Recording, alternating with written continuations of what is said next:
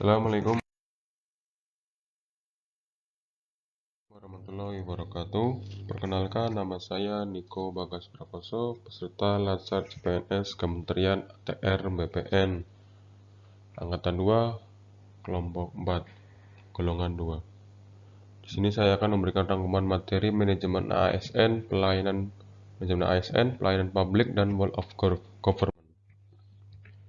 Manajemen ASN adalah pengelolaan ASN untuk menghasilkan pegawai ASN yang profesional, memiliki dasar etika profesi, bebas dan intervensi politik, bersih dari praktik korupsi, kolusi, dan nepotisme. Di sini ada 4 uraian materi manajemen ASN.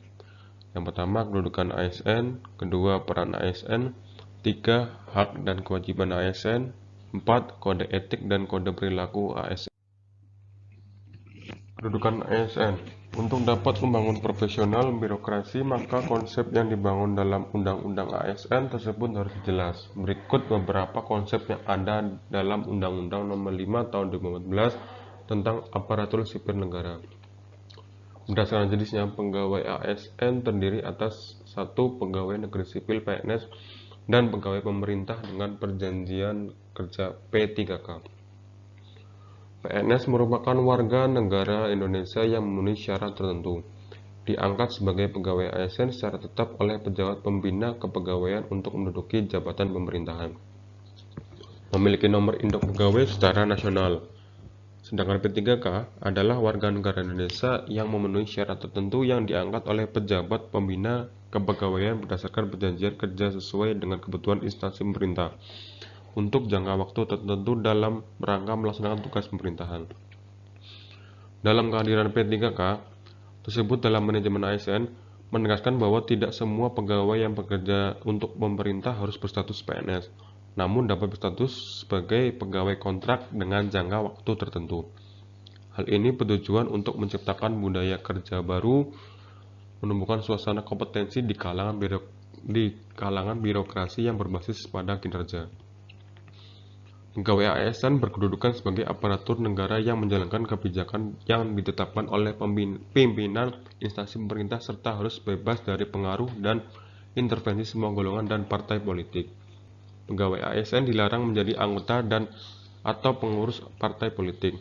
Selain untuk menjauhkan birokrasi dan dari pengaruh partai politik, hal ini dimaksudkan untuk menjamin keutuhan, kekompakan, dan persatuan ASN, serta dapat memusatkan segala perhatian, pikiran, dan tenaga pada tugas yang dibebankan kepadanya.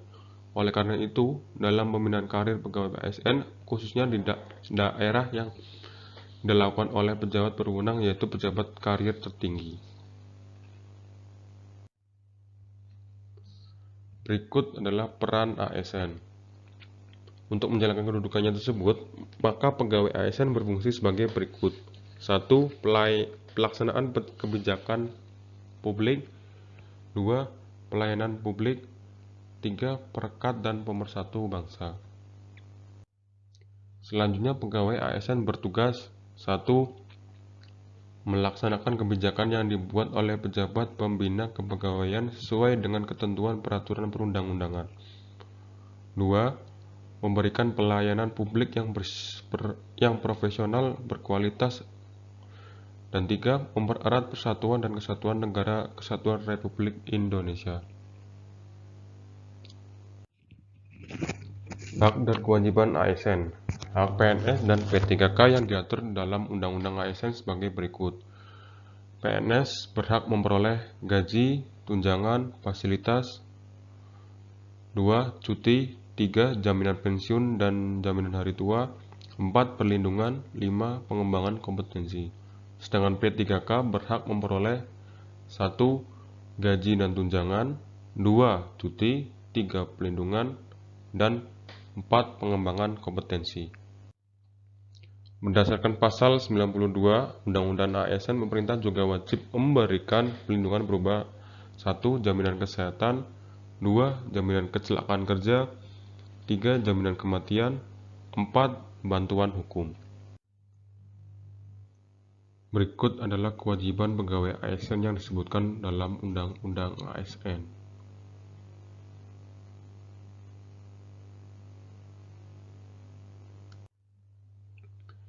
Berikut adalah kode etik dan kode perilaku ASN.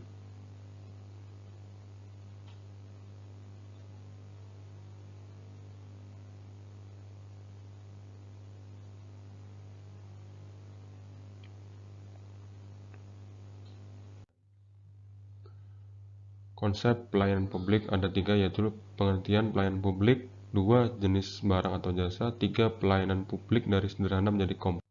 Berikut definisi pelayanan publik.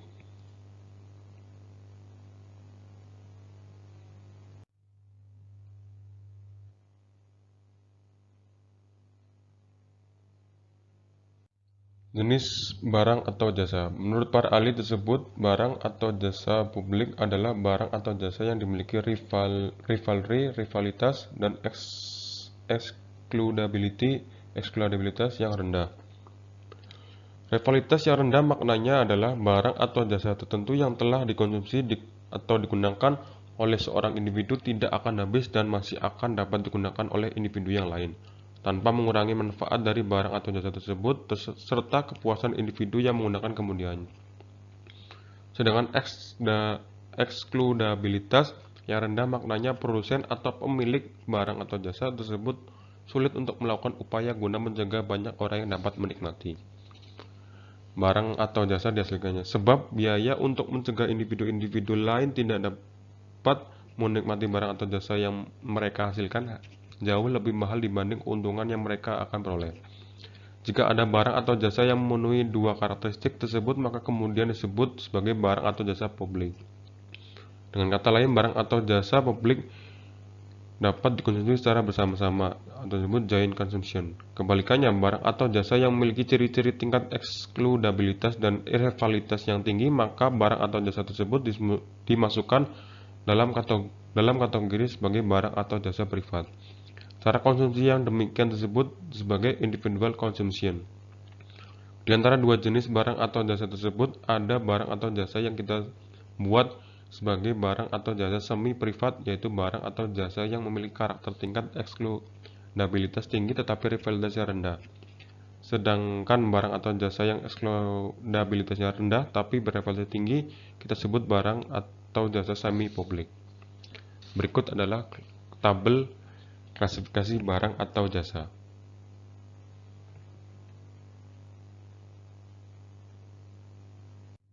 Pelayanan publik dari sederhana menjadi kompleks. Di masa yang lalu, para ilmuwan mendefinisikan pelayanan publik sebagai semua jenis pelayanan yang diselenggarakan oleh pemerintah. Pameon terkenal pada saat itu adalah Whatever Government Does is Public Service. Berikut adalah para ilmuwan yang mendefinisikan pelayanan publik. Prinsip-prinsip pelayanan publik. Sebagai seorang ASN perlu mengetahui bahwa pelayanan publik yang baik juga didasarkan pada prinsip-prinsip yang digunakan untuk merespon berbagai kelemahan yang melekat pada tubuh birokrasi. Berbagai literatur administrasi publik menyebut bahwa prinsip pelayanan publik yang baik untuk mewujudkan pelayanan prima adalah 1. Partisipatif, 2. Transparan, 3. Responsif, 4. Tidak diskriminatif, 5. Mudah dan murah, 6. Efektif dan efisien, 7. Aksesibel, 8. Akuntabel, 9. Berkeadilan.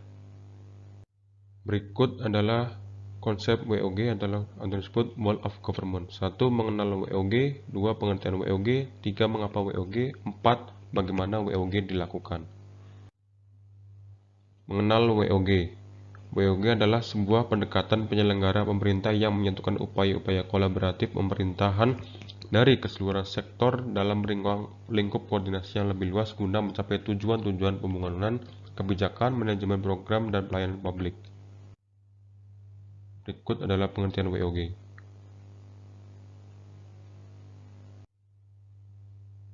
Mengapa adanya WOG? Ada 3 adalah adanya faktor eksternal, 2 faktor internal, 3 keberagaman latar belakang nilai budaya dan adat istiadat, serta bentuk latar belakang lainnya mendorong adanya potensi diintegrasi. Berikut adalah tabel bagaimana WOG dilakukan.